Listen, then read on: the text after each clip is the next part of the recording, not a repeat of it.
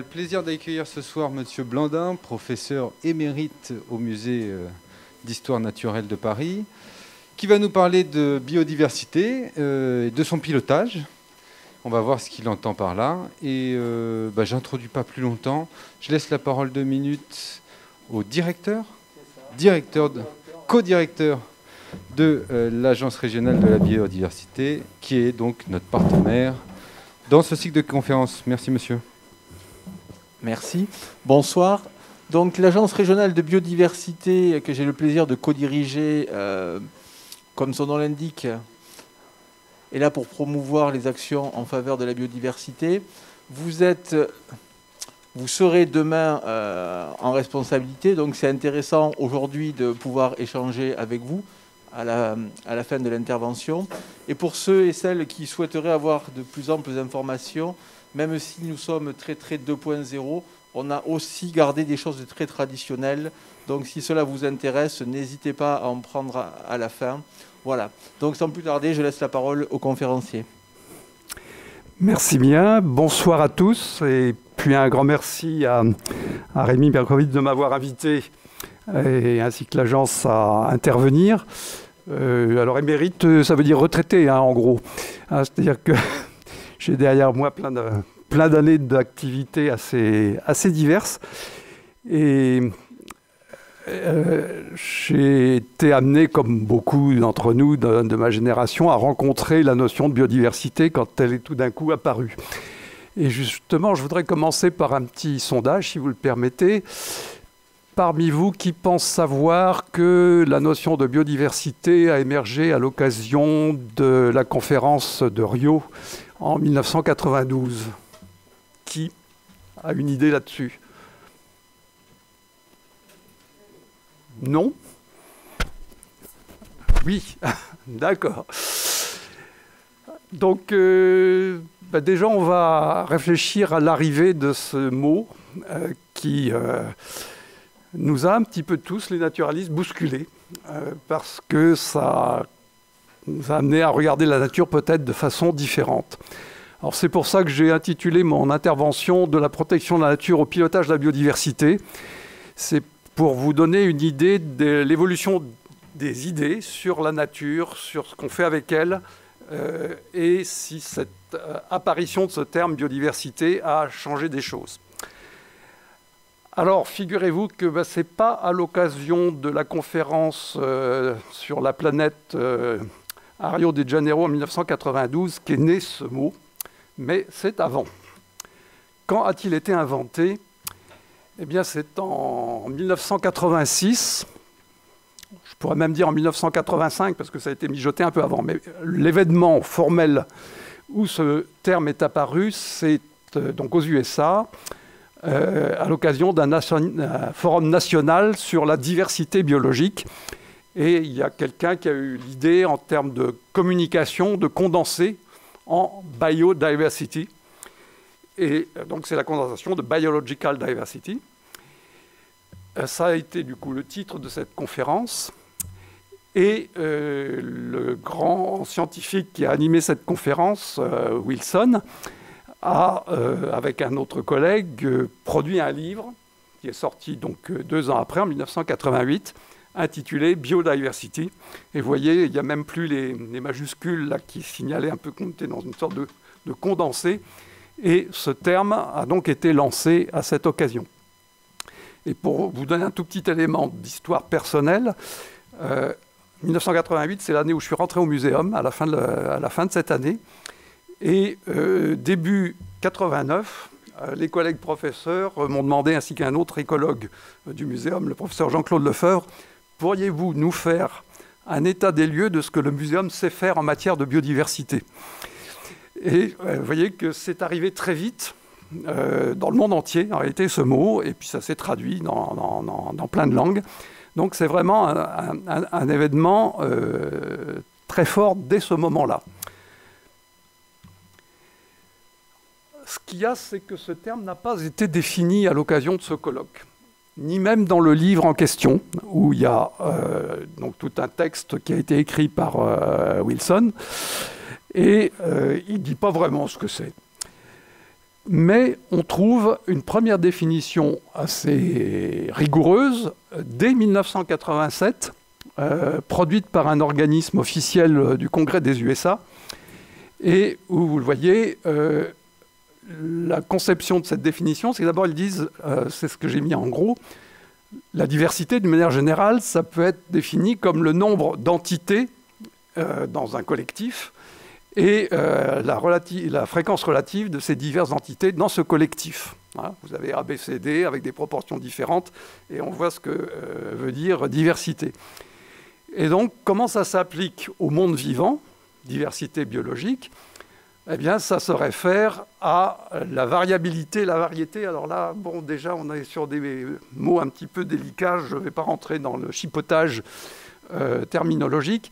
Disons que ça fait référence à la variété des êtres vivants dans les complexes écologiques où ils se trouvent. Et après, il précise ces différents items vivants, ils sont organisés à différents niveaux dans la nature. Et donc ça va depuis les écosystèmes, ensemble d'êtres vivants qui sont dans un même lieu et qui interagissent dans cet espace, jusqu'aux structures chimiques qui portent l'information biologique, donc en gros les gènes. Et donc ils nous disent, ce terme de biodiversité, ça recouvre à la fois le niveau des écosystèmes, le niveau des espèces et le niveau des gènes à l'intérieur des espèces. Donc, voilà une définition dès 87. Et puis, il y a dans l'idée de milieux internationaux qu'il faudrait, c'est une idée qui s'enracine loin dans le passé, qu'il fallait une convention internationale sur la protection de la nature, etc.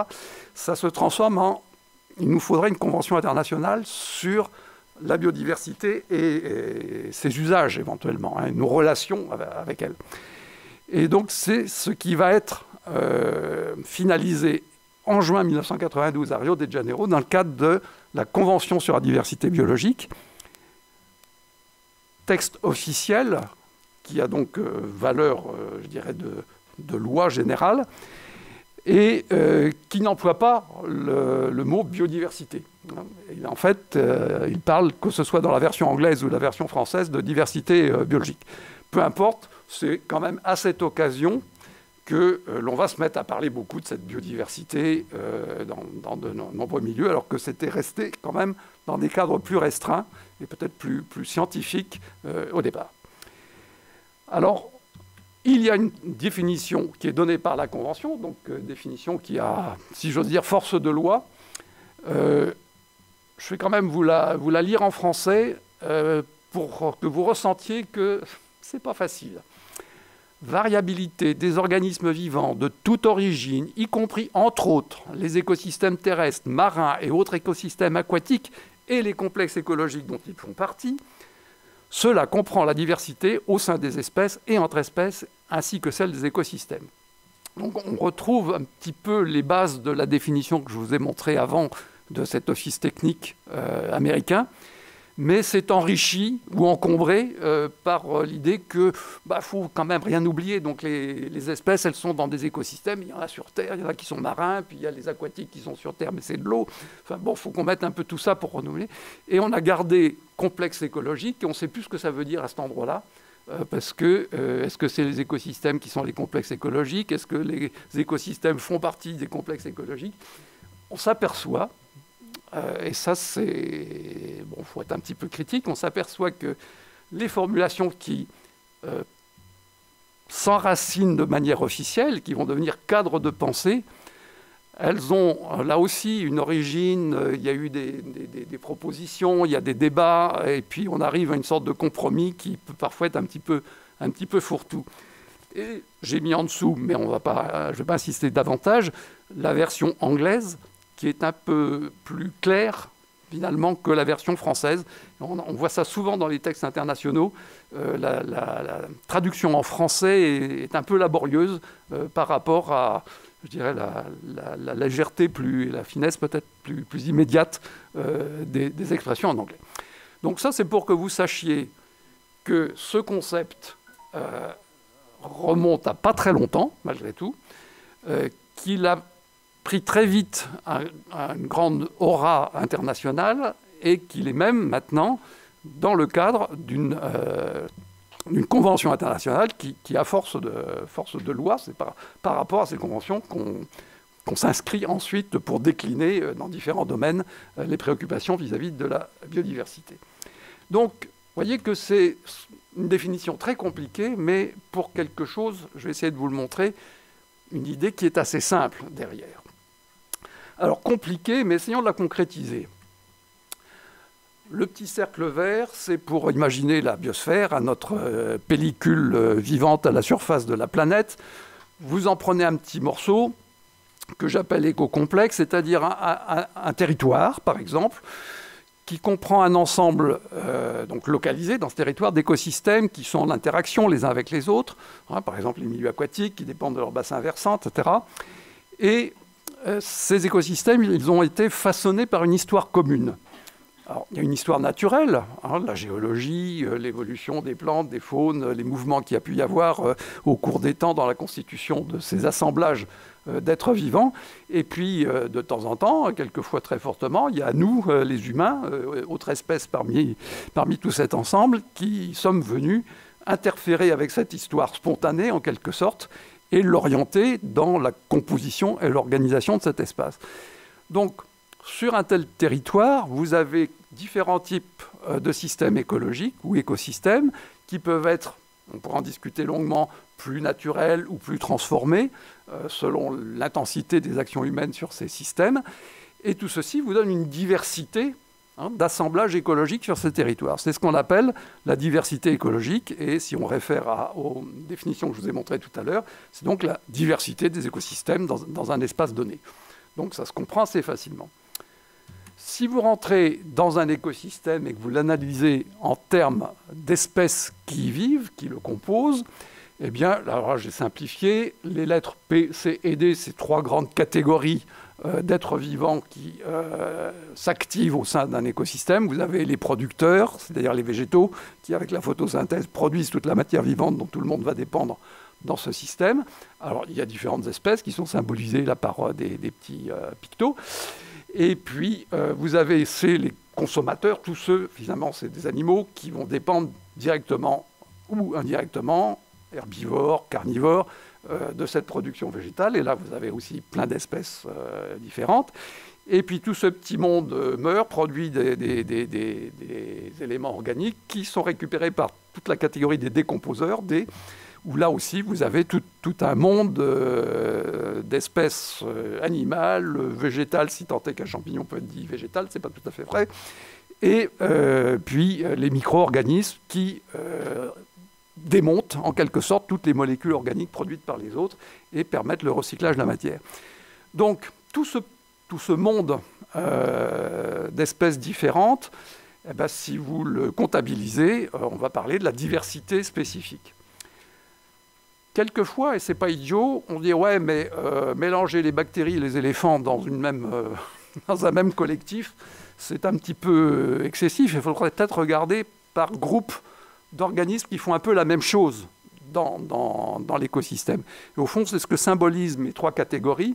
C'est déjà plus raisonnable, plus rigoureux de se dire dans les producteurs, les végétaux, quelle est la diversité des espèces végétales. Et on pourrait même, par exemple, dans une forêt, considérer d'une part la diversité des espèces arborées, et puis celle de la strate herbacée, et puis des mousses, etc. Vous voyez, donc on peut catégoriser, pour être plus fin dans l'analyse, et faire des diversités par groupe de fonctions.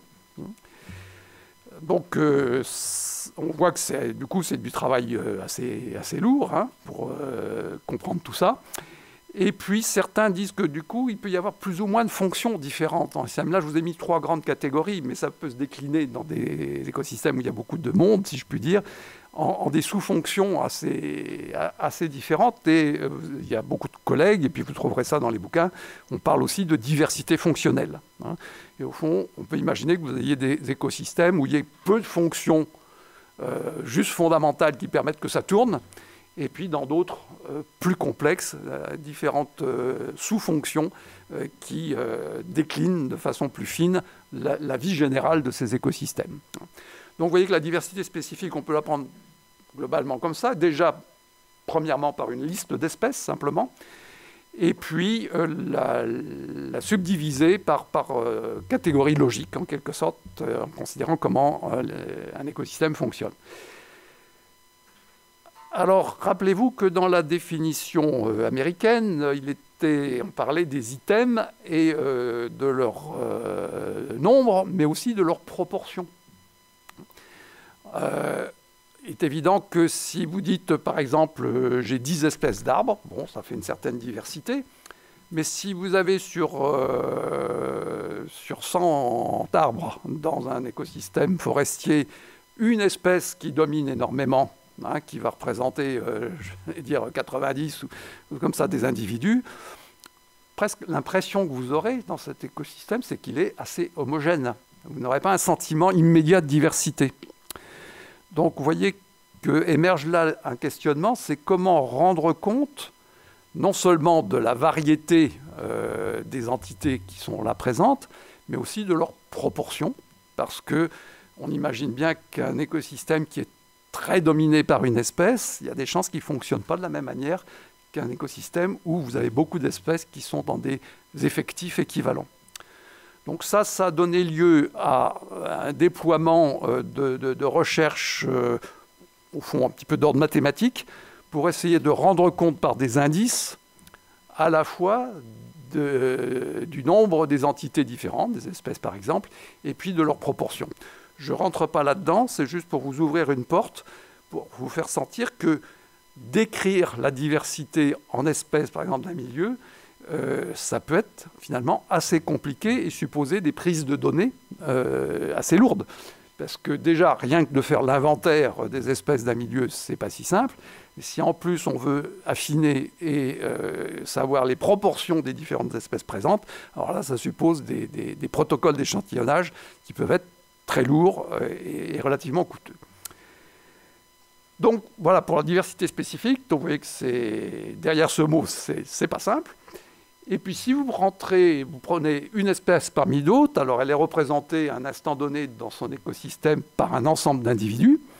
Et ces individus, ils ne sont pas tous pareils, déjà éventuellement visuellement, et puis physiologiquement, et puis quand on y regarde de plus près, génétiquement. Et c'est donc pour rendre compte de cette diversité des individus dont la base principale est d'ordre génétique que l'on parle de diversité génétique. Mais il ne faut jamais oublier que le génome qui nous commande chacun d'entre nous comme être vivant dans notre construction et dans notre expression, il va s'exprimer au cours de notre vie et de notre développement dans des contextes qui peuvent aussi influencer notre état final et donc notre diversité. Mais le langage courant, si vous voulez, la formulation courante, c'est de parler de diversité génétique pour évoquer le fait que finalement, dans toute espèce, nous ici, chacun de nos génomes ont des différences. Donc vous voyez que c'est un concept forcément très compliqué avec l'emboîtement écosystème, espèce, niveau génétique. Et puis il ne faut pas oublier, notamment chez nous, notre diversité culturelle. Donc c'est très compliqué, mais l'idée simple que je voudrais faire ressortir, c'est que le vivant se manifeste donc sous ses aspects divers à toutes les échelles d'observation, à tous les niveaux d'organisation, mais le fait d'être divers, ça c'est une propriété essentielle de la vie. Et ça c'est je pense, la grande idée qu'il faut retenir. La vie, elle s'exprime dans la diversité. Et je ne vais pas vous faire un cours sur les théories de l'évolution, mais je ferai une petite allusion à celui qui domine notre pensée toujours, c'est Darwin, qui nous a fait comprendre que finalement les espèces, elles sont capables de changer quand leur environnement change, parce qu'elles sont formées d'individus diversifiés. Et que face à des conditions nouvelles d'environnement, eh bien, il peut arriver que certains individus se révèlent préadaptés à ces conditions nouvelles et donc sont capables de perpétuer l'espèce, de continuer sa reproduction, quitte à ce que petit à petit, l'aspect général de l'espèce change. Et ça, c'est donc la diversité, vous voyez, c'est vraiment quelque chose de tout à fait fondamental dans la compréhension des processus vivants. Alors, je voulais commencer par situer ce mot, mais maintenant on va revenir en arrière. Parce que avant 1986, même 1988, on ne parlait pas de biodiversité. Bon, on avait déjà des indices de diversité quand même, mais ce n'était pas du langage courant du tout. Et on parlait de la nature. Et ça fait longtemps qu'on se préoccupait de la protéger. Et là, je vais essayer de vous donner un petit peu une image historique. Alors, c'est des spots que l'on va voir, mais qui vont vous montrer que ce sont des préoccupations qui remontent à longtemps, que ça s'appuie sur des idées, des personnages différents, et que c'est quelque chose qui s'est construit peu à peu comme une politique, ou des politiques, vous allez voir. Un peu d'histoire. J'aurais pu remonter encore plus longtemps, mais symboliquement, j'ai pris ici le personnage de Bernardin de Saint-Pierre. Ça, c'est aussi un petit clin d'œil au Jardin des Plantes et au Muséum d'Histoire Naturelle, parce qu'il en a été l'intendant pendant un petit moment au début de la Révolution, juste à la transition. Mais cet homme, plus connu par son œuvre littéraire, est passé un moment de sa vie à l'Île-de-France. Donc, si je ne me trompe pas, c'est devenu l'île Maurice. Et il a pris conscience très vite qu'il pouvait y avoir des problèmes si on détruisait trop les forêts. Et que notamment, si on supprimait trop les forêts en tête de bassin, versant, et des choses comme ça, ça avait des conséquences sur la régulation des cours d'eau. Et donc, il a convaincu l'intendant de l'Île-de-France, Pierre Poivre, lequel a donné son nom à une épice bien connue, et il lui a convaincu de prendre une ordonnance de protection des forêts. Nous sommes en 1768-1769. Et vous voyez que ce n'est pas une préoccupation de conserver des petites fleurs ou des petites plantes, c'est une préoccupation d'ordre écologique. Il faut qu'on veille au bon fonctionnement, en quelque sorte, de notre environnement. Et dans ces périodes-là, il n'a pas été le seul, et il y a aussi des Anglais qui, dans d'autres îles de leur colonie, ont eu exactement la même approche. Donc, vous voyez, déjà, l'idée de protection apparaît ici pour un motif, protéger des fonctionnements, en quelque sorte. Sautons les décennies et arrivons sous Napoléon III. Et il se trouve qu'en forêt de Fontainebleau, vieille forêt, qui a toute une histoire, forêt royale, mais où il y avait des usages autorisés pour les paysans un petit peu. Enfin, bref, un espace assez complexe, mais qui a attiré des peintres qui ont constitué une école appelée les peintres de Barbizon, du nom d'un petit village en bordure de cette forêt. Et on est dans une période où donc, des peintres quittent l'atelier, en quelque sorte, pour aller dans la nature, reproduire, s'inspirer des paysages. Et donc, il y a tout un ensemble de peintres qui avaient trouvé que vraiment, il y avait dans cette forêt de Fontainebleau des paysages formidables, sauf que les forestiers de l'époque avaient décidé de planter plein de pins sylvestres en rang d'oignons. Et donc, ça a rendu les peintres un petit peu furieux. Et oui, mais c'est pas possible. Alors, la petite histoire raconte qu'ils étaient dans une auberge, voilà, ils n'étaient pas très riches, hein. Et puis que quand ils allaient arracher un pain, l'aubergiste leur payait un repas. Enfin bon, ça c'est peut-être un peu de la légende. Mais c'est pour dire qu'ils se sont comportés comme des militants vigoureux et ils avaient quand même des relations. Et donc ça a pu remonter leur inquiétude et leurs soucis jusqu'aux plus hautes autorités. Et du coup, il y a eu l'idée de créer des réserves artistiques, c'est-à-dire d'empêcher en quelque sorte les forestiers d'aller couper les vieux arbres tordus, hein, qui faisaient des choses jolies dans les paysages, pour cette raison purement esthétique.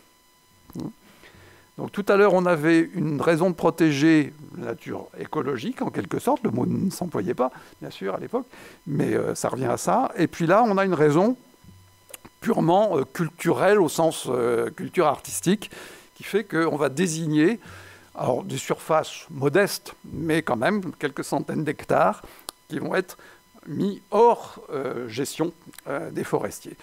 Et c'est donc un des premiers actes officiels avec décision gouvernementale et instruction écrite, en quelque sorte, à part tout ce qui a pu concerner la chasse ou des choses comme ça. C'est une première décision de mise en protection d'un espace pour des raisons non utilitaristes, en quelque sorte. Ce n'est pas pour mieux exploiter ou ceci ou cela, c'est simplement parce que certains trouvaient ça beau, inspirant, et qu'ils voulaient le garder tel quel. Traversons l'Atlantique, 1864. Un certain George Perkins Marsh écrit un livre qui s'intitule « Man and Nature », l'homme et la nature. Et c'est un homme très cultivé qui a beaucoup étudié l'histoire de l'Europe, l'histoire des civilisations européennes, notamment du pourtour méditerranéen. Et il a compris toute l'action de l'homme sur son environnement. Et il a une vision terrible. La Terre devient rapidement une maison inadaptée pour son plus noble habitant, nous. Et une autre ère d'égale criminalité. Vous voyez la force des mots, criminalité. On parle aujourd'hui de crime écologique, criminalité. Et imprévoyance humaine réduira la Terre à des conditions de productivité appauvries, de surface saccagée et d'excès climatique. Vous vous rendez compte? En 1864, on peut reprendre ça à notre compte tout à fait aujourd'hui. Alors, cet homme a inspiré de manière diverse différents courants de protecteurs de la nature aux USA, mais aussi un peu chez nous. Et d'ailleurs, lui-même était inspiré par un savant européen, Alexandre von Humboldt, qui avait parcouru au tout début du XIXe siècle plein de pays en Amérique tropicale et qui avait aussi pris conscience des transformations non souhaitable que l'homme imposait parfois à la nature.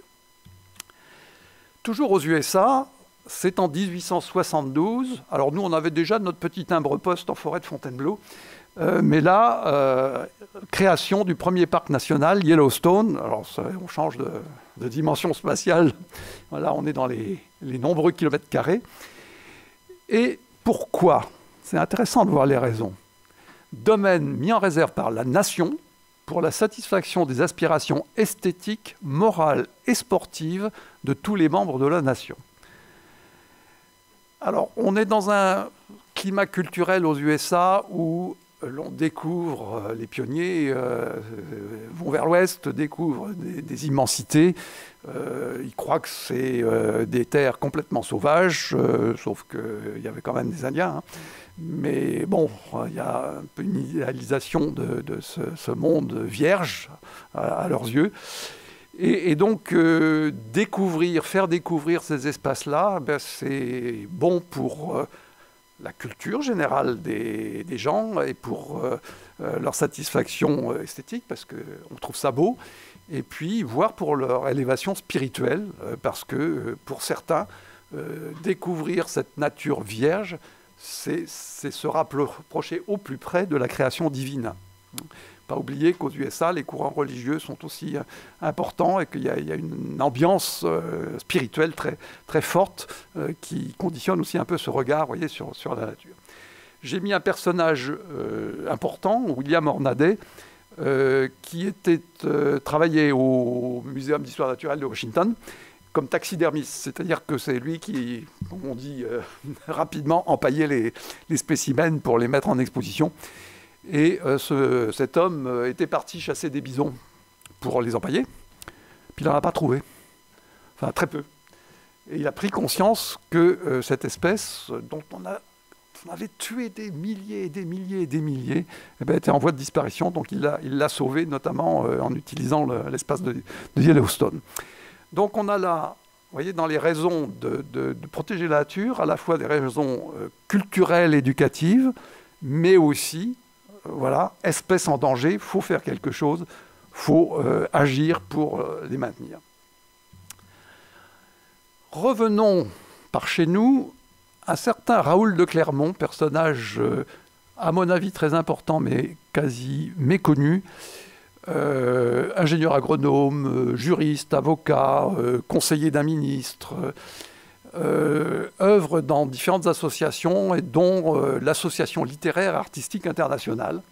Et dans le cadre de cette association, il y avait des gens réfléchissant sur l'espace public et, je dirais, la dimension artistique, en quelque sorte, de l'espace public. Et dans ce contexte-là, il a fait émettre un vœu, donc par cette association, par ce congrès, pour la création de parcs nationaux destinés à sauver de la destruction les animaux, les plantes et les minerais particuliers à chaque pays.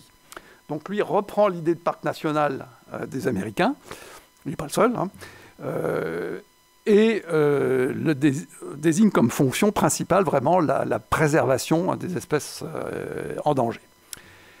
Et un peu plus tard, dans une autre session de ce congrès, il fait prendre un autre vœu pour qu'on unifie entre les pays la législation des monuments naturels. Ça, c'est une notion qui vient aussi en partie des monuments historiques, au sens culturel, mais aussi des monuments naturels chez les Américains. Les monuments naturels intéressants au point de vue artistique, scientifique, historique ou légendaire. C'est-à-dire que il serait bien de protéger des éléments de notre espace qui ont du sens, hein, par rapport soit à la dimension artistique, pensez au peintre de Barbizon, à Fontainebleau, soit scientifique, parce qu'il y a des tas de choses très intéressantes pour les savants à aller chercher là, soit historique, parce qu'il s'y est passé des choses, soit légendaire, parce qu'on a cru et raconté qu'il s'y était passé des choses, et que ça fait partie de la mémoire collective. Donc voilà encore d'autres orientations, vous voyez, qui parcourent ce monde de la protection de la nature pour y donner des raisons. Retour aux USA, où nous allons à la rencontre d'un forestier très important, Gifford, alors on aurait envie de dire Pinchot, je ne sais pas s'il était d'origine française, mais non, il faudrait dire Pinchot peut-être, qui, en bon forestier, qui a d'ailleurs passé à l'école forestière française de Nancy, puis je crois qu'il a été en Allemagne aussi, donc il a une formation culturelle dans son domaine, en partie urbaine. Et il avait un papa qui coupait des forêts, puis quand il n'y avait plus de forêt, il allait plus loin pour en couper d'autres, etc. Donc il a compris que c'était pas bien. Et il a plaidé, et il a eu beaucoup d'influence, y compris politique, pour la conservation. Pas la preservation, pas la protection, la conservation. Et voyez cette phrase, elle est super intéressante. Le premier principe de la conservation est le développement, l'utilisation des ressources naturelles pour le bénéfice du peuple qui vit ici maintenant. C'est-à-dire qu'au fond, nous avons des ressources naturelles qui nous sont nécessaires pour vivre aujourd'hui, et il faut les utiliser de manière à ce qu'on en ait toujours, nous, tout de suite. Et donc la conservation, vous voyez, c'est une attitude dynamique qui n'est pas de mettre sous cloche des éléments de nature, mais qui est d'établir avec ces éléments de nature une relation intelligente qui permet que ça continue de se reproduire, de pousser pour des arbres, et donc de rendre, je vais employer tout de suite le mot, les services qu'on attend d'eux. Donc, vous voyez ici une conception de la conservation d'éléments de nature extrêmement utilitariste. Retour en Europe, on est dans les mêmes années. Il y a le naturaliste suisse Paul Sarrazin, qui a d'ailleurs été à l'origine du parc national suisse, qui lance dans un congrès de zoologie l'idée qu'il faudrait peut-être une organisation internationale pour arriver à ce qu'on protège la nature au niveau mondial, donc en se concertant, en se coordonnant. Et du coup, il arrive à faire accepter ce principe par le gouvernement fédéral suisse, qui invite une conférence internationale à Berne en 1913 pour la création, d'une commission qui préparerait cet organisme international. 1913, c'est avant 1914, et vous comprenez que ça n'aura pas beaucoup de suite. Mais on voit ce souci, et ça c'est plutôt du côté des Européens. Pensez à Raoul de Clermont avec ses visions aussi dans un congrès international, qu'il faut que les pays se coordonnent. Alors que les Américains avaient au départ plutôt une vision nationaliste, nos ressources, notre gestion à nous, nos espaces sauvages. Bon, ils n'étaient pas au début très ouverts à la coordination internationale. J'ai trouvé ça il n'y a pas très longtemps au Congrès forestier international de Paris, on est en 1913 aussi, un passage dû à un conservateur des eaux et forêts, Alphonse Maté, que je me suis permis. Alors, j'ai toujours dit à mes étudiants qu'il ne fallait jamais faire des PowerPoint avec des slides où on a des textes trop importants à lire. Mais là, je n'ai pas pu m'en empêcher parce que ce texte est assez beau.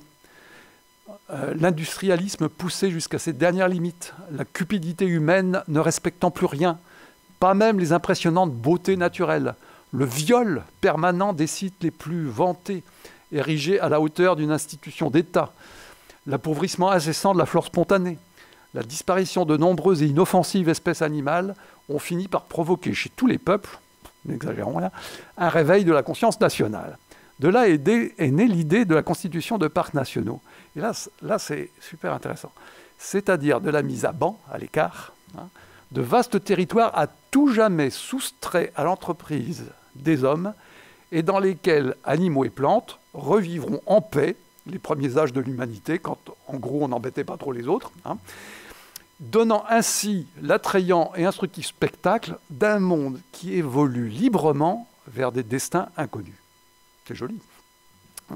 Et puis, c'est cette vision donc, de donner sa liberté au monde naturel.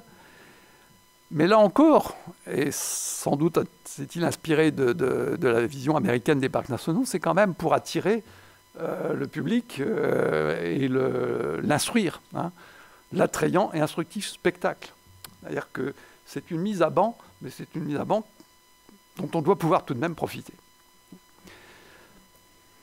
On est quand même, vous voyez, début du 19e, vous voyez la richesse, du 20e, pardon, vous voyez la richesse des idées, des points de vue de toutes ces personnes qui se préoccupent du devenir de la nature. Aux USA, il y a un tout autre personnage que le Pinchot dont je vous parlais tout à l'heure, John Muir, très influent aussi, qui lui a une toute autre vision. Il est très attiré par le monde sauvage, il y voit cette dimension spirituelle très importante, et il a écrit ceci, qu'on a traduit: l'objectif de la nature en produisant des animaux et des plantes est peut-être avant tout le bonheur de chacun d'entre eux, de ces animaux et de ces plantes, et non la création de tous pour le bonheur d'un seul. C'est-à-dire que là, voilà quelqu'un qui vous propose une vision où quittons-nous nous-mêmes, tournons-nous vers les autres, et admettons que les autres, ils peuvent vivre pour eux-mêmes, pour leur propre bonheur, entre guillemets, sans qu'on ait à s'en mêler, en quelque sorte.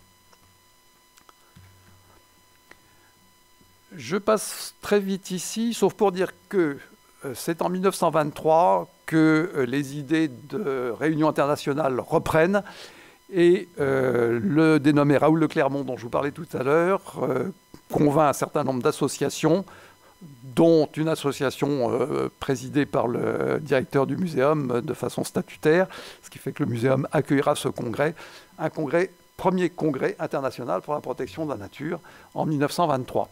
Et là, j'ai mis, c'est encore un texte long, mais on va juste flasher sur quelques mots, l'invitation, la lettre d'invitation qui fut envoyée dans le monde entier, enfin presque, pour que les gens viennent.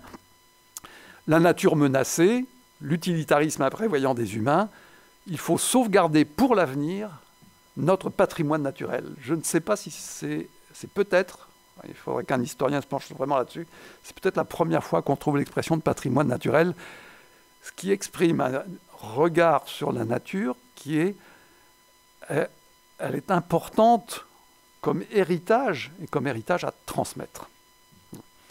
C'est ça, cette idée qui apparaît dans ce texte. Et on retrouve Paul Sarrazin, qui a participé au congrès, et qui a dit ceci, et ça c'est aussi très, très, très beau comme texte: Si modestes que soient nos moyens d'action, c'est pour l'humanité entière que nous travaillons, et non seulement pour la génération présente. Ça, c'est un petit clin d'œil à Pinchot, peut-être. Mais pour celle, au pluriel, de l'avenir, sur toute la surface du globe, de l'un à l'autre pôle. C'est-à-dire que là, on a une vision vraiment globalisante, biosphérique. Le terme de biosphère n'existe pas encore, mais nous travaillons pour que tout cet ensemble-là, sur toute la surface du globe, soit toujours, en quelque sorte, accueillant pour les générations qui viennent. Donc, vous voyez, cette magnifique vision de ce que doit être la protection de la nature aux yeux de ce personnage. Je saute pour dire que c'est à Fontainebleau, mais c'était un peu parce qu'il y avait eu les peintres et leurs petites réserves au début, que naît l'Union internationale pour la protection de la nature, qui deviendra quelques années plus tard l'Union internationale pour la conservation de la nature, d'où le C maintenant, c'est l'UICN, bien connu sous ce sigle aujourd'hui. Et là, c'est donc un rassemblement de scientifiques, de représentants de gouvernements, d'associations, donc je dirais de la société civile déjà, qui se réunissent pour fonder enfin une structure internationale qui va se préoccuper de coordonner les travaux sur la protection de la nature. Et dans le préambule de la constitution de cette association, cette union, on va retrouver, j'ai mis la même image en fond, un peu les idées de Marsh. L'appauvrissement progressif des ressources naturelles entraîne déjà un abaissement des conditions de vie de l'humanité. Leur renouvellement ne suit pas la cadence. Or, on en est étroitement dépendant. Si on veut arrêter ça, eh bien, il faut enfin se pénétrer de l'idée qu'il faut protéger, voire régénérer, c'est-à-dire agir pour que ça revienne, et de ne consommer qu'avec ménagement. De manière, ça c'est important, puis on sort tout juste du deuxième conflit mondial, de manière à garantir la prospérité du monde et sa paix future. C'est-à-dire que là, on a une vision comme quoi protéger la nature collectivement, en mouvement international, c'est contribuer à la paix du monde. Ce n'est pas tout à fait réussi, mais il ne faut pas désespérer. Je vous ai montré tout ce panorama des raisons avancées pour protéger la nature. Elles sont donc très diverses, elles sont souvent d'ordre esthétique, spirituel, culturel au sens large, et puis aussi bien sûr centrées sur les espèces qui sont en voie de disparition. Et donc, moralement, c'est pas bien. Et voilà que le premier secrétaire général de cette union, écrit en 1948 et puis le republie en 1949, bon, vous savez, les arguments de la morale et de l'esthétique, en gros, je vais le dire très vulgairement, ça a fait flop, quoi. Et donc, aujourd'hui, eh bien, il faut trouver d'autres raisons en faveur de la protection, un ensemble d'arguments à caractère anthropocentriquement utilitaire, donc convaincants pour les masses. Bref, les belles raisons morales, spirituelles, etc., ça ne marche pas. Il faut qu'on fasse comprendre que protéger la nature, c'est super intéressant pour les humains. Voilà. Donc, on a une perspective complètement centrée sur nous et utilitariste. Je vais passer ça pour dire simplement qu'il y a eu une grande conférence organisée par l'UNESCO à Paris en 1968, appelée Conférence de la biosphère, où on sentait bien qu'il y avait une sorte d'antinomie entre protéger et consommer, et qu'il fallait arriver à s'en sortir de ça. Et en gros, ils disent, pour s'en sortir, déjà, il faut des bases scientifiques pour qu'on comprenne bien ce dont il s'agit. Et puis finalement, la conservation, ce serait la bonne utilisation des ressources. Donc là, on retrouve au fond l'idée initiale de Pinchot, donc du début du XXe siècle. J'en viens à la loi de juillet 1976. Si vous n'arrivez pas à lire, ce n'est pas grave. C'est son premier article. Et c'est donc la première fois que la France se dote d'une loi dédiée à la protection de la nature. Et il y a une phrase qui est très importante, je trouve. Il est du devoir de chacun de veiller à la sauvegarde du patrimoine naturel dans lequel il vit. Ça veut dire que la nature à protéger, ce n'est pas seulement celle qu'on va mettre dans des réserves, dans des parcs, là, dans des coins un peu paumés, qui n'embêtent pas les usines et les villes et les banlieues, mais que la nature, on est au milieu d'elle. Et que cette nature qui est autour de nous, c'est du patrimoine aussi. Et que donc nous en sommes responsables, chacun d'entre nous, là où nous vivons. Donc ça, c'est quelque chose de très fort. Ceci étant, la loi en question, elle va quand même surtout parler d'espèces à protéger et d'espaces à protéger pour protéger les espèces, mais elle va aussi parler d'études d'impact. Et là, c'est au fond, quand on aménage, donc qu'on ne met pas trop les pieds dans les réserves, justement, mais les autres espaces, il faut quand même se préoccuper de l'état de la nature qui est là, et de voir s'il ne faut pas en tenir compte avant de faire n'importe quoi. Donc, cette loi ébauche l'idée que la nature proche est finalement aussi importante que la nature plus éloignée, plus sauvage là-bas. Hein. Vous voyez l'idée. Je passe là. Alors, je vous ai montré plein de raisons autrefois pour protéger la nature, mais maintenant, il y a le mot biodiversité qui est arrivé, et donc, pourquoi conserver un monde vivant diversifié? Et je me suis permis d'écrire un peu d'éthique, c'est-à-dire qu'il faut qu'on réfléchisse aux motivations profondes qui nous amènent à éventuellement envisager de protéger un monde vivant dans toute sa diversité. Premier constat, ça remonte à pas si longtemps, on a développé au niveau international l'idée que les écosystèmes rendent des services. Services parce qu'on y prélève des choses, services parce qu'ils régulent le climat, services culturels parce qu'on peut aller réfléchir en se plantant devant un beau paysage et laisser son âme s'élever vers le ciel. Et puis, bref, des services. C'est l'utilitarisme. Première raison possible.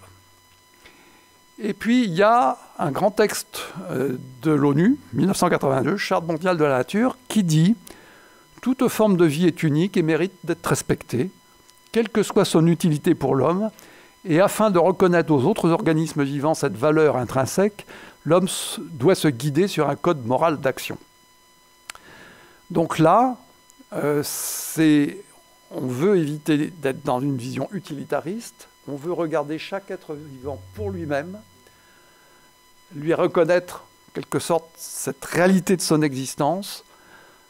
Il a une valeur en soi, à cause du fait qu'il existe simplement, et donc ça appelle le respect. Et puis, il y a un forestier américain, Aldo Leopold, qui a écrit un texte intitulé « The Land Ethic ». Alors, comment le traduire? C'est pas commode parce que c'est pas l'éthique de la Terre. Land, c'est plutôt l'espace terrestre fait d'écosystèmes et choses comme ça. Donc, c'est plus simple de garder l'anglais. Et il pose un principe moral. Une chose est juste quand elle tend à préserver l'intégrité, la stabilité, la beauté de la communauté vivante. Elle est mauvaise, wrong, quand elle tend à l'inverse, donc à détruire l'intégrité, la stabilité, etc. Donc c'est intéressant de voir que, alors, il y a toute une réflexion qui l'a conduit à ça, mais de voir qu'il va jusqu'à poser vraiment sous forme d'une règle morale la manière dont nous devrions nous comporter. Alors avec des objectifs que je ne vais pas discuter parce que je n'ai plus le temps, mais intégrité, stabilité, beauté, c'est quand même l'idée qu'il ne faut pas démolir les éléments de la nature, il ne faut pas perturber les équilibres de la nature, et puis la nature est belle, il ne faut tout de même pas la dégrader, quoi. C'est un peu ça. Alors si je schématise, ça veut dire qu'on a 3 attitudes éthiques, hein, l'anthropocentrisme, le biocentrisme et l'écocentrisme. Et j'ai remis 3 personnages qui les symbolisent. L'anthropocentrisme avec ce secrétaire général de l'UIPN qui dit argument utilitaire, hein, eh bien, ce qu'il faut, c'est maîtriser la nature pour en tirer les ressources comme il faut. Hein, donc j'ai symbolisé le rouge, c'est nous, bien sûr, qui englobons la nature pour en extraire de manière intelligente ce dont nous avons besoin. Et puis, d'une manière un peu opposée, nous sommes dans la nature, une petite chose, et nous reconnaissons la valeur des autres êtres vivants. Nous nous tournons de manière altruiste vers eux pour dire que ce qui est bon, finalement, c'est de les respecter et de les laisser dans leur spontanéité et leur liberté. Et puis, il y a Aldo Leopold, ce qu'on appelle l'écocentrisme, c'est-à-dire que ce qui est important, c'est une interaction à double sens entre nous et le monde vivant, les écosystèmes, interaction qui doit produire, maintenir l'équilibre, l'intégrité, la beauté, tout en permettant d'utiliser bien sûr des ressources. Donc vous voyez que réfléchir à la protection du monde vivant dans toute sa diversité peut se fonder sur des attitudes éthiques, hein, donc sur des choix de valeurs qui sont différents. Alors, bon, je me suis amusé à faire ça. L'histoire de notre planète, bon, elle s'inscrit dans le temps, elle se développe. Il y a une espèce que je ne veux pas appeler sapiens, mais transformator, c'est la nôtre, qui apparaît là-dessus. Et puis qui va s'y déployer. Et après tout, qu'est-ce qui pourrait arriver? C'est qu'il n'y ait plus de vie du tout un jour là-dessus, si on faisait trop de bêtises. Ou bien qu'il n'y ait plus d'humains. De toute façon, toutes les espèces sont appelées à s'éteindre un jour ou l'autre, donc pourquoi pas. Et puis, il y a peut-être la recherche de cette interaction intelligente avec le reste du monde vivant. Et ça, ce serait, je dirais, une nouvelle espèce. Hein, vous pouvez la faire, hein, Homo ethicus, en vous orientant vers cette idée du rapport de respect avec les autres vivants. Alors, cette biodiversité qui est là, ce monde diversifié qui est là, faut-il, pour s'en occuper, le piloter, c'est-à-dire intervenir dessus de manière orientée. Pour cela, c'est développé, avant même d'ailleurs qu'on parle de biodiversité, ce qu'on appelle l'ingénierie écologique. C'est quoi? C'est développer des moyens scientifiques et techniques pour travailler sur les systèmes écologiques de manière à obtenir une organisation de ces écosystèmes, une composition en espèces et un fonctionnement, voire, je passe, question d'adaptabilité, qui nous conviennent, que l'on a choisi. Donc j'ai un espace avec un monde vivant dessus, ou pas du tout, je pourrais en mettre. Bref, comment je mets en place quelque chose que je veux obtenir en termes de type d'écosystème, type de paysage plus largement, hein, si vous avez un espace plus vaste, et avec quelles espèces. Et donc, on a une technologie, des technologies, pour aller dans ce sens. Donc, on pourrait piloter. Et vous voyez qu'on pourrait essayer de situer les objectifs dans cet espace à deux axes, très anthropocentré jusqu'à biocentré, donc tout pour moi, ou beaucoup en tout cas pour les autres vivants, et puis là où j'habite, là où je produis, et puis là-bas où je protège. Et donc on peut imaginer que d'un centre urbain à une réserve intégrale, vous avez différents états de l'espace qui se situeraient dans une sorte de gradient. Vous voyez, bon, c'est très schématique, très symbolique, mais c'est pour dire que finalement, les espaces protégés tout au bout, il n'y a pas qu'eux qui sont concernés par la protection et qu'on doit se demander comment on fait pour maintenir d'autres vivants avec nous dans des situations où nous sommes présents, où nous agissons, où nous occupons de l'espace. Et c'est donc là, au fond, toute une nature qu'on pourrait appeler inféodée à notre présence et à nos activités, qui est là. Et c'est celle qui est notamment en loi de 76 autour de nous, nous sommes au milieu, et dont il faut se préoccuper si on veut appliquer cette loi. Pour ça, il faut donc interagir autrement avec les autres vivants, reconnaître, donc accepter le droit des autres vivants à exister. Et donc, si on accepte cela, si on se bat même pour cela, eh bien, il faut que ce droit d'exister des autres, que l'on va respecter, eh bien, il faut le prendre en considération dans tout processus de décision sur l'organisation d'un espace donné. Et puis, c'est peut-être aussi, justement parce que les autres ont le droit de vivre en eux-mêmes pour eux-mêmes là où ils sont, et que nous les respectons, eh bien, se donner un objectif d'interférence minimale, c'est-à-dire essayer de concevoir toute action et de conduire toute action de telle sorte qu'elle interfère le moins possible avec les processus écologiques et biologiques spontanés. Et donc, ça veut dire qu'il faut habiter autrement la Terre. J'ai mis en contraste les buildings de Chicago et la banlieue de Chicago. Deux manières d'habiter, je vous laisse le commenter par vous-même dans votre esprit. concentration qui consomme peu d'espace, consommation d'espace, on a l'impression à l'infini. Là, c'était la prairie, hein, la prairie sauvage avant, soi-disant sauvage. Ce sont maintenant des maisons, des maisons, des maisons.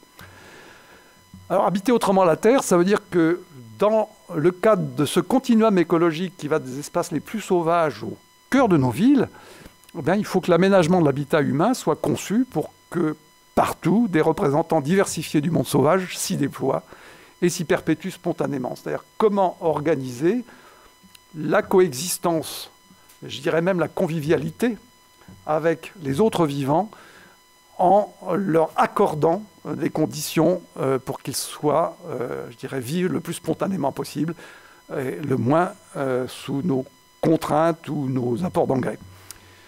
Et donc, habiter autrement la Terre, c'est élaborer des projets de territoire visant de nouvelles façons d'organiser la vie des humains et des non-humains afin de concrétiser un désir de mieux vivre ensemble. Merci.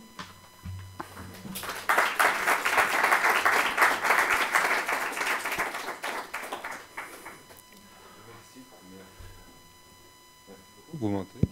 Oui, c'est bon. Merci beaucoup.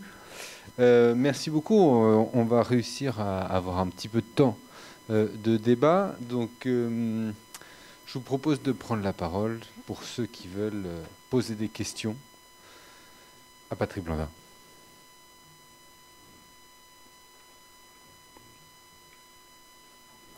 Merci de nous lancer. Bonjour. Bonjour. Je tiens à agir juste sur la dernière partie de votre présentation. C'est une question qui trotte dans ma tête depuis longtemps. C'est est-ce qu'à terme, on va vers la fin d'une dichotomie entre la ville et la campagne? Est-ce qu'on va toujours avoir d'un côté la campagne et d'un autre côté la ville, selon vous? Écoutez, alors c'est un énorme problème qui, je pense, préoccupe et les urbanistes et les architectes et bien d'autres. Si j'applique ma petite philosophie, je dirais, bien non, on est en continuum, donc on ne va pas faire une dichotomie avec une sorte de frontière entre la nature d'un côté et nous de l'autre. Comment on construit une imbrication.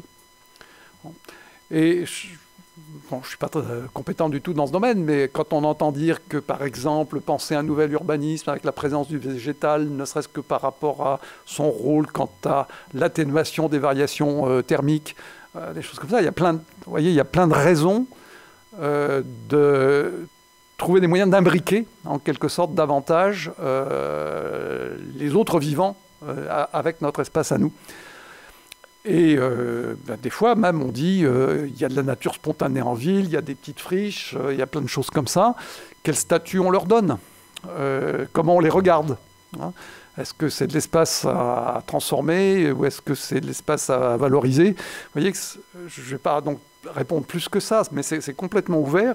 Et moi, j'ai envie de dire, dans les métiers que vous envisagez de faire, mais quel super challenge que de trouver de nouvelles façons d'organiser cette convivialité avec les autres vivants. D'autres questions, peut-être? Bonjour. Moi, c'était juste une question, parce qu'on a vu dans la conférence que l'idée de protection, elle existe depuis vraiment très longtemps. Et c'était plus une question par rapport à ça. Enfin, comment ça se fait que du coup, ça prenne des choses concrètes en ce moment plus qu'avant, ou en tout cas on en entendait moins parler avant en tout cas peut-être. Et quand est-ce que la transition s'est faite où les gens se sont vraiment rendus compte que les choses allaient mal, et à quel point est-ce qu'avant ça avait une incidence sur les politiques menées, ou à quel point c'était important à cette époque-là, ou est-ce que c'était juste une petite élite avant et après ça s'est un peu médiatisé, mais du coup j'arrive. Ouais. C'est un peu bizarre que ça prenne que des répercussions que maintenant, alors que ça fait quand même 200 ans que les gens en parlent, quoi. Bon, alors faut bien se rendre compte que au départ, ce sont des personnalités qui sont confrontées à certaines situations et qui ont conscience de ça. Et je pense qu'on pourrait remonter encore plus loin et en trouver des précurseurs. Alors après, pour que ça passe dans, je dirais, l'opinion générale, c'est difficile et on sent bien que ça s'est construit petit à petit, que c'est d'abord dans des cercles, je dirais, soit scientifiques et naturalistes, soit des gens comme John Muir, c'est un voyageur, c'est un écrivain, c'est pas un scientifique, mais c'est quelqu'un qui est sensible à la nature, qui a créé une association, qui s'est battu pour qu'il y ait des aires protégées, ça a créé des débats politiques. Hein. Et donc, quand même, dès la fin du 19e et le début des 20e, on a commencé à obtenir des politiques, la désignation d'espaces protégés, des parcs nationaux. Alors en France, je ne ferai pas d'histoire, mais ça a été très, très compliqué pour l'émergence de cette notion de parc et des décisions.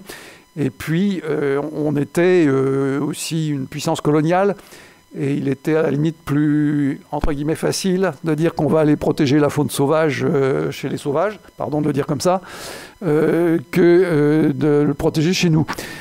Et bon, j'ai vu un livre qui vient de sortir sur le colonialisme vert, sur ces questions-là, qui est assez troublant, hein, je dirais. Mais donc, chez nous, c'est un peu différent. Et quand on prend le collectif du Congrès de Paris en 1923, c'est quand même, il y a des scientifiques, il y a des chasseurs, il y a des commerçants, il y a quelques politiques. C'est quand même de la société civile. Mais ça ne diffuse pas. Hein, ça ne diffuse pas suffisamment vers le grand public. Et je crois qu'il faut vraiment arriver dans les années,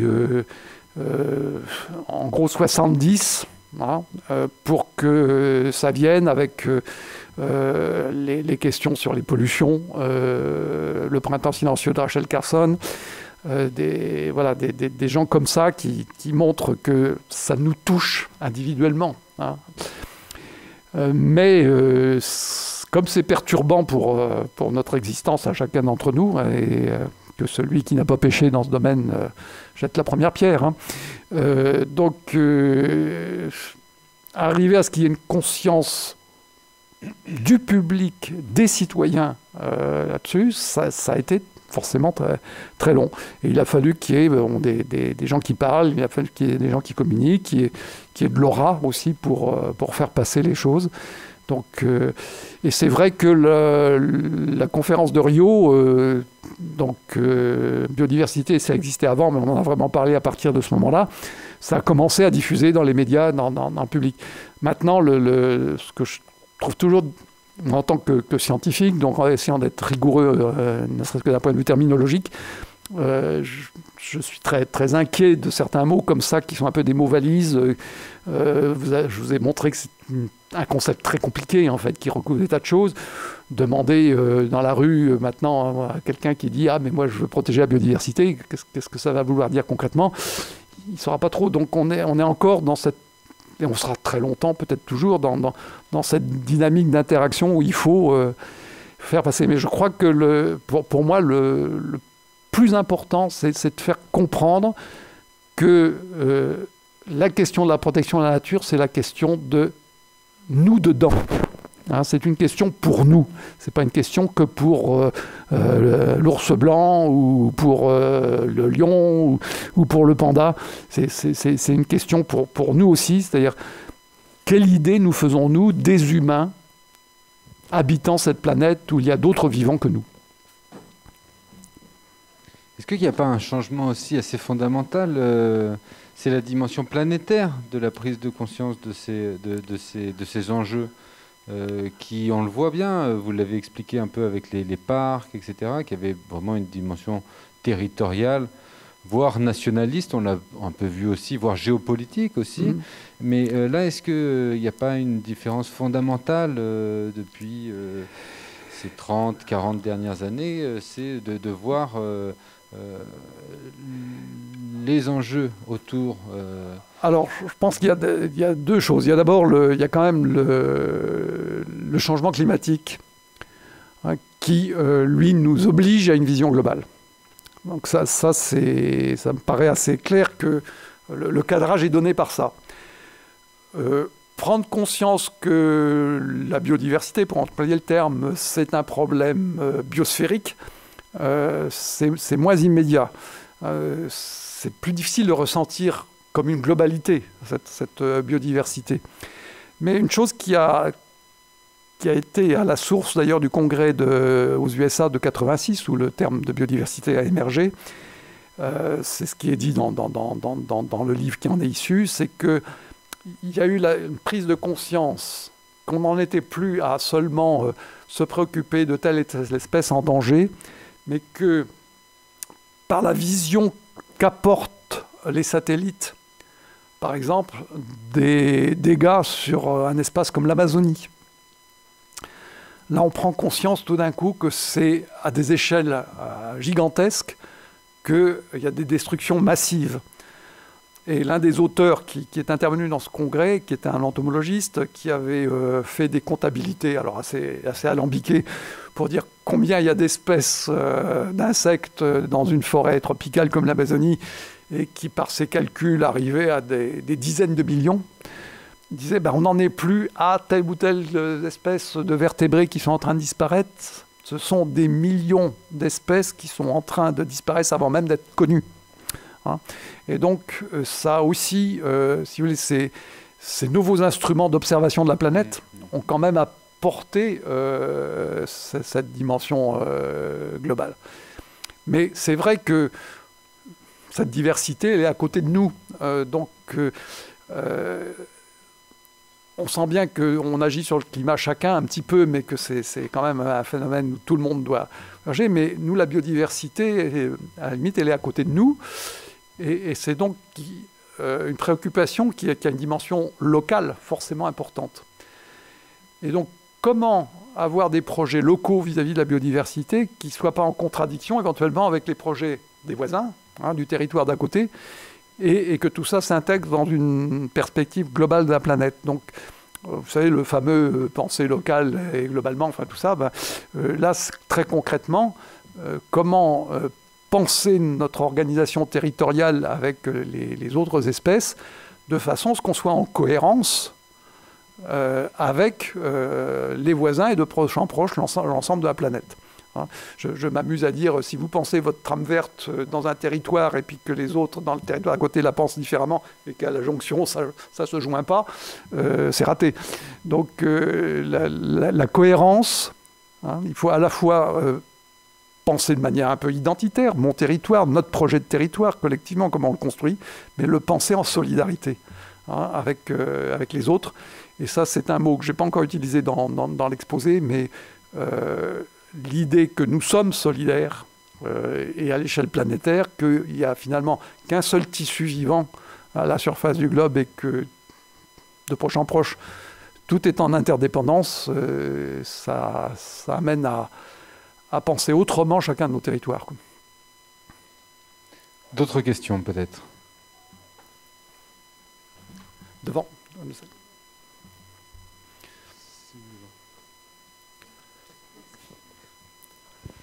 Merci beaucoup pour cette présentation historique. Ça fait du bien d'avoir un point comme ça assez clair sur toute cette histoire-là. Alors, d'abord un commentaire et ensuite 3 questions. Alors, je vais essayer d'être assez synthétique. D'abord un commentaire qui sera peut-être un peu simpliste, mais bon, je vais essayer quand même. Ma vision, c'est que dans les 3 systèmes de valeurs que vous avez exposés, anthropocentrique, biocentrique et écocentrique, j'ai l'impression que ce qui prédomine quand même aujourd'hui, c'est le système anthropocentré, avec toute l'idée des services écosystémiques rendus, etc., qui émerge énormément dans les politiques publiques, en particulier françaises. En tout cas, j'ai l'impression. Quand on parle de biodiversité, on est très souvent sur ce registre-là. Et quand même écocentrique aussi, on l'a vu avec l'intervention d'hier, on est par moments sur des sortes de persistances de représentation où l'homme est un nuisible et qui sont directement issus de l'écologie profonde avec Léopold, etc. Donc j'ai l'impression que ces 2 systèmes de valeurs sont quand même prédominants, donc je voulais savoir si c'était aussi votre impression, en tout cas dans la manière dont c'est traduit dans les politiques de conservation, de protection. Ma deuxième question, c'était, et là je reprendrai du coup un peu le système ontologique de Descola dans l'idée de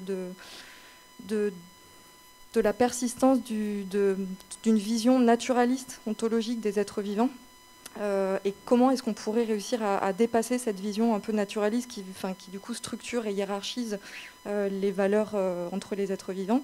Et la troisième question, du coup, c'est comment est-ce qu'on pourrait arriver, enfin bon, ça c'est la question un peu ouverte, mais comment est-ce qu'on pourrait arriver justement à tendre vers des systèmes beaucoup plus biocentrés qui du coup font appel à d'autres systèmes ontologiques.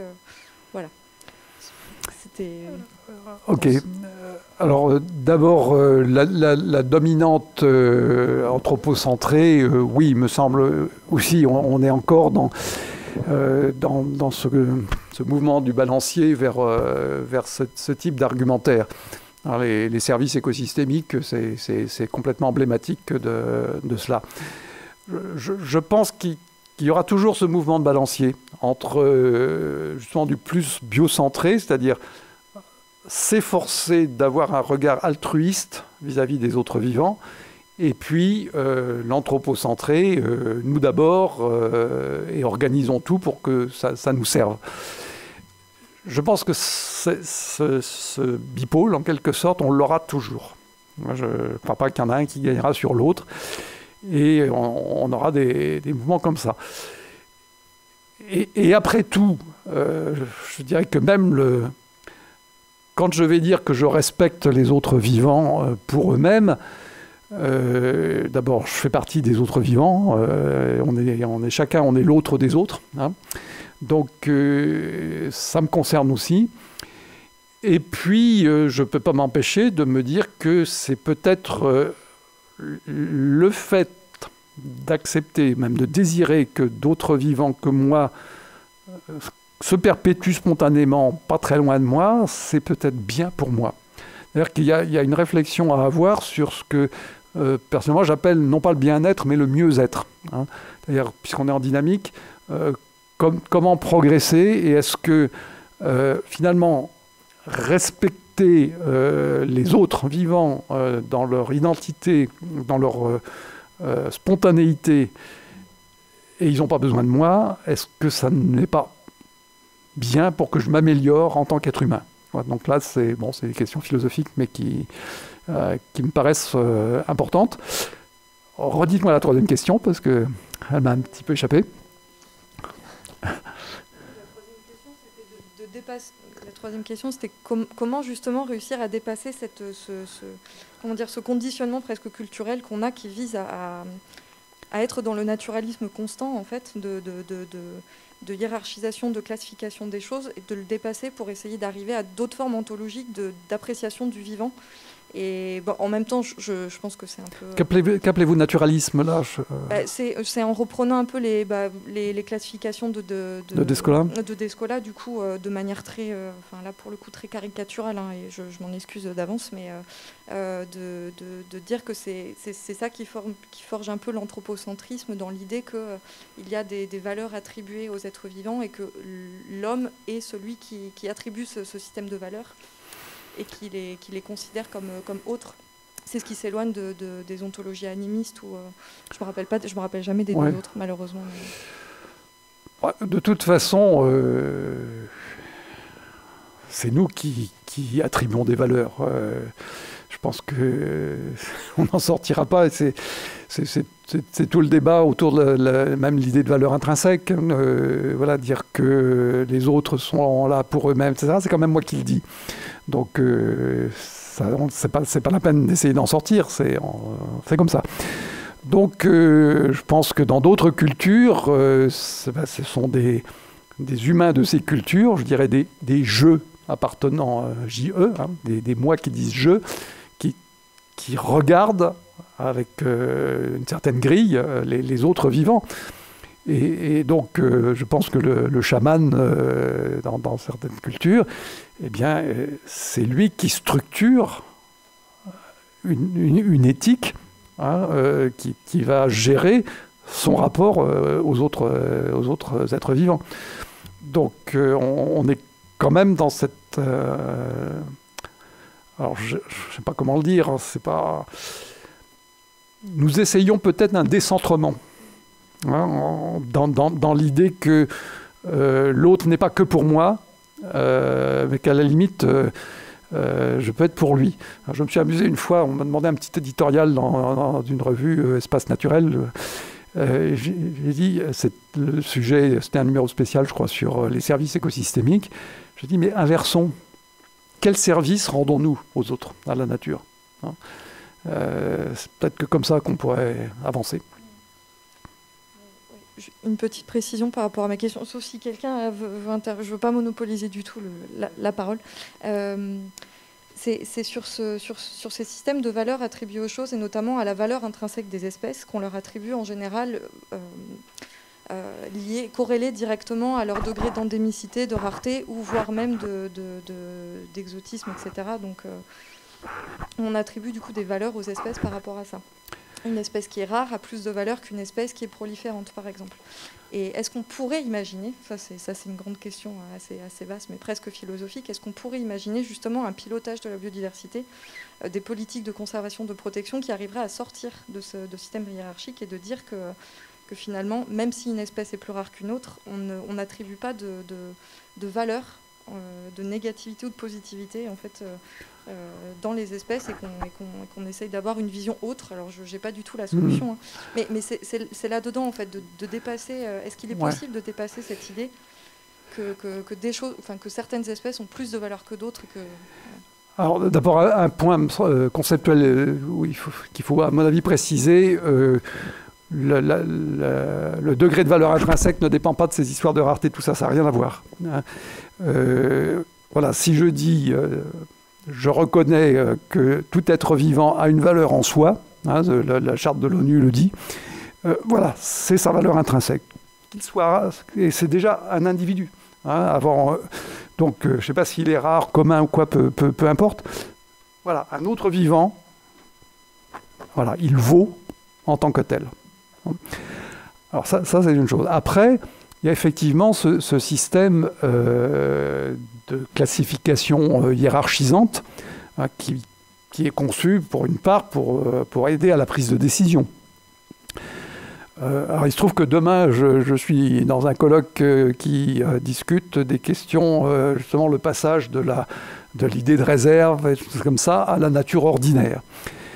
Et donc je me suis amusé à me demander, pas le premier ni le dernier, qu'est-ce que c'est que la nature ordinaire. Alors, quand on prend un dictionnaire, c'est très drôle parce que ça tourne en rond complètement. Et donc en fait, ce qui se passe, c'est que dans ce champ-là, ce sont surtout les naturalistes, je dirais qu'ils soient professionnels ou qu'ils soient amateurs, mais qui connaissent bien certaines catégories d'êtres vivants, qui sont ceux qui remarquent. Hein, c'est-à-dire que quelque chose que l'on dit remarquable, c'est que c'est remarqué. Et donc c'est remarqué par quelqu'un, et donc c'est remarqué par quelqu'un qui a son propre filtre culturel. Hein. Et donc, dire que la rareté c'est important, c'est un filtre culturel. Et déjà, la rareté, alors si on veut la qualifier ou même la quantifier un peu mieux, on va dissocier rareté géographique, rareté numérique, voir comment ça se combine ça. Et puis, il y a un autre critère qui est la raréfaction. Voilà, alors là, c'est les catégories UICN, par exemple, en danger, en voie d'extinction, jusqu'à tranquille dans son coin. Donc là, c'est une catégorie de... Et puis, vous pouvez avoir, pour un naturaliste, quelque chose entre, je dirais, ce qui est une espèce anodine et une espèce singulière. Voilà, voilà, telle espèce va m'intéresser parce qu'elle a une biologie très spéciale ou parce qu'elle a une morphologie bizarroïde par rapport à ses congénères. Et donc, vous voyez que, en fait, on a plein d'axes comme ça, en gradient, qui font qu'on va pouvoir définir ce qui est remarquable ou ce qui est exceptionnel par des poids différents. Hein, selon les axes que l'on privilégie. Par conséquent, déjà, il faut voir dans quelle mesure on peut, je dirais, rationaliser cela. Et ensuite, la question que vous posez, mais est-ce que ça sert à quelque chose? Est-ce que c'est pas finalement... est-ce que ça ne pousse pas à négliger ceux que nous mettons en bas de gamme? Alors c'est toute la question, bien oui, de ce qu'on appelle trop facilement espèce banale ou milieu banal. Je vous dis une dernière anecdote parce qu'elle m'a bien amusé, et je l'utilise demain. Et puis, oui, ça va, on a encore quelques petites minutes. J'ai trouvé une bouteille d'eau minérale dans un coin de Bretagne qui déclare que l'eau prend sa source dans un îlot exceptionnel de biodiversité ordinaire. Alors, j'ai cherché sur Internet les explications. C'est que, eh bien, il n'y a pas d'espèces rares, mais il y a beaucoup d'espèces. Et plus d'espèces que dans des territoires équivalents qui auraient été prospectés. Alors, je laisse de côté, est-ce qu'on a fait le même effort de prospection pour comparer, mais donc on a l'idée que est exceptionnelle une concentration forte de choses ordinaires. Donc on arrive dans des, je dirais en termes de terminologie et voire de concept, dans des trucs un peu piégeants, quoi. Alors, est-ce qu'on va s'occuper spécifiquement de cet îlot exceptionnel de biodiversité ordinaire parce qu'il est exceptionnel, parce qu'il y a beaucoup d'espèces, ou est-ce que... et puis on va négliger quelque chose à côté où il y a moins de concentration d'espèces. Vous voyez, on rentre toujours dans cette tendance à zoner pour différencier l'action. Donc, j'ai aucune idée, mais je me dis il faudrait qu'on arrive à dézoner notre action, hein, à la penser en continuum. Je rejoins un peu ce qui a été discuté en amont.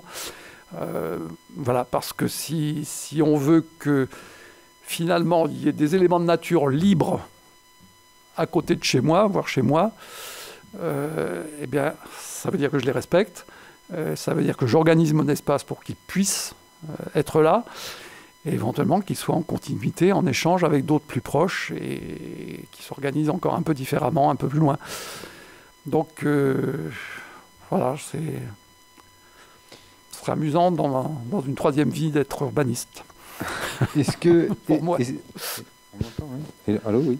Est-ce que, parce que, bon, on va devoir conclure là. Patrick a un train à 20h, 20h30, donc on va devoir bientôt conclure. Est-ce que vous pourriez revenir peut-être rapidement sur les deux grands verbes en fait de votre comment dire, intervention, protéger et piloter.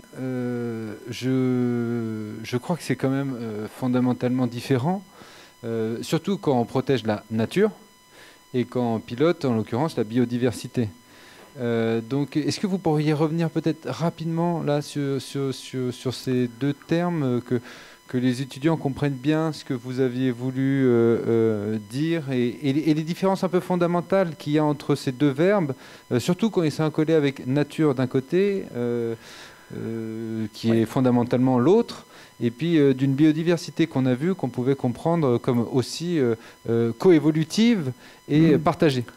Est-ce que vous pourriez revenir rapidement, peut-être en synthèse, sur piloter, protéger? Alors, en simplifiant à l'extrême, protéger, c'est quand même mettre à l'abri de nos influences.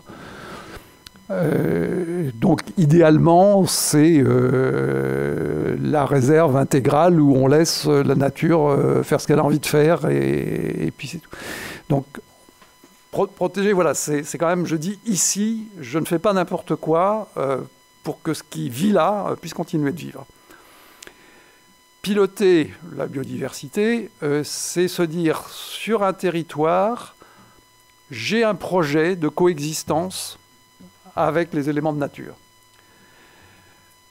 Je me projette dans une certaine organisation, et à la limite, c'est là où intervient la technique, et donc éventuellement des technocrates, j'ai les moyens d'organiser l'espace et la présence des espèces et leurs interactions de telle sorte que ça corresponde à mon désir. Alors je dis je et me et mon, mais on peut souhaiter que ce soit un collectif, c'est-à-dire que les gens concernés par un territoire disent, après débat, tout ce qu'on voudra, et bonnes engueulades, bah finalement, voilà ce qu'on voudrait que soit notre territoire.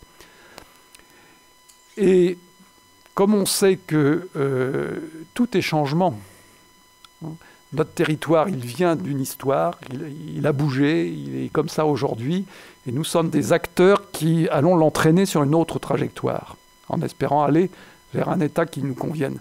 Et donc c'est un peu le mot de piloter, il arrive là. Une trajectoire, ça se pilote. Hein. Mais si ce pilotage se traduit par de la manipulation du vivant, on rentre dans des questions éthiques supplémentaires qui ne sont pas simples.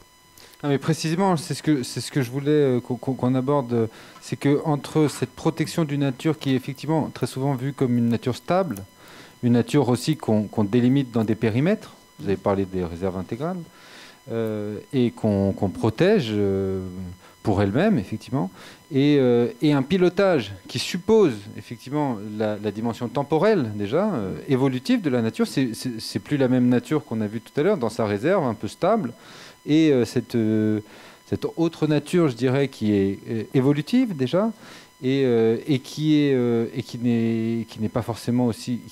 On voit qu'elle s'exprime à différentes échelles de territoire. Elle n'est pas seulement une seule à l'échelle de la réserve dans des territoires fermés. On voit bien que ça fait écho aussi à des éthiques différentes. Et je laisserai les étudiants faire le lien peut-être entre cette biodiversité qu'on pilote et cette nature qu'on protège avec le schéma des différentes éthiques que vous avez montré. Je pense que là, il y a quand même un basculement. C'est un peu pour ça que je vous demandais de synthétiser, parce qu'il y a un basculement quand même de paradigme, de regard qu'on a sur la nature très, très différent. Là encore très vite, il y a quand même toute une histoire et de l'écologie et de la protection de la nature qui est fondée sur l'idée d'équilibre de la nature. Voilà. La nature, naturellement, est en équilibre et nous, on perturbe. Bon, je dirais, ça ne tient pas la route parce que la Terre, elle a toujours bougé, elle a changé, les flores et les faunes ont bougé. Donc, on est en dynamique, on est en changement. Et en fait, l'impression de non-changement, ce n'est qu'une impression transitoire. Alors, on peut essayer d'agir, et ça, ce serait du pilotage, pour maintenir le plus longtemps possible un état donné, alors que les tendances spontanées pourraient l'entraîner ailleurs. Moi, j'ai fréquenté un petit peu à Fontainebleau les forestiers, ils avaient des réserves intégrales, des réserves dirigées. Réserve intégrale, on laisse la nature se débrouiller. Réserve dirigée, mais je veux avoir dans telle mare tel triton. Et puis, zut, il y a trop d'arbres autour qui envoient trop de feuilles dans la mare et elle est en train de changer son écologie et le triton va disparaître. J'enlève les feuilles. Donc là, j'interviens, c'est de l'ingénierie écologique. Je pilote pour maintenir un état que je souhaite, mais qui, dans la trajectoire spontanée de ce milieu dans son environnement, aurait changé, voire disparu. Donc il y a aussi, je crois, pour moi, il y a un changement de paradigme entre, je dirais, le paradigme nature vierge, équilibre naturel, et le paradigme co-changement, nous changeons tous ensemble, et ça, on peut essayer d'orienter le changement selon ce que l'on désire, en fonction de notre vision de ce que peut être l'homme, mais c'est sa nature compagne. S'il n'y a pas d'autres questions, il y en a d'autres ? Il fallait me le dire plus tôt. Et alors, on fait vraiment vite parce que là, ça va être bon. Oui, du coup, en gros, c'est deux questions plus ouvertes et pas vraiment des questions à vous, donc c'est pas très grave si vous n'avez pas trop le temps de répondre. Mais juste, je pense que, après c'est un point de vue personnel, mais si dans le discours politique, c'est l'anthropocentrisme qui prédomine aujourd'hui, je pense que c'est aussi parce que c'est une manière... c'est un terme un concept qui va être plus alléchant pour des personnes qui seraient un peu réticents aux notions de protection de l'environnement, qui n'en verraient pas le sens, l'utilité. Ça permet de les convaincre plus facilement. À voir. C'est une question. Et après, l'autre question ouverte, c'est plus... Alors d'accord, c'est vrai que sur le principe de concentrer les populations dans des villes pour qu'il y ait moins d'impact à grande échelle sur le territoire, c'est bien, mais je me demande est-ce que l'humain peut prendre conscience et peut agir pour protéger quelque chose qu'il ne connaît pas. Est-ce qu'il n'y a pas un risque en concentrant ces populations dans les villes, même si on a vu, il y a de la biodiversité en ville, il y a des animaux, des plantes en ville, mais il n'aura pas conscience de toute cette diversité, de toute cette existence du vivant, et est-ce qu'il sera capable d'agir pour quelque chose qu'il ne côtoie pas ? est-ce que finalement en vivant dans une cabane reculée au fond de la campagne, on n'aura pas plus conscience et on sera plus en capacité d'agir? Je répondrai juste par une pirouette parce que c'est des belles questions et qui nous prendraient plein de temps, mais si enfin on nous donnait envie de protéger la nature en ne parlant plus des baleines et des ours blancs, mais des pâquerettes et des coquelicots. Voilà, hein, c'est un peu...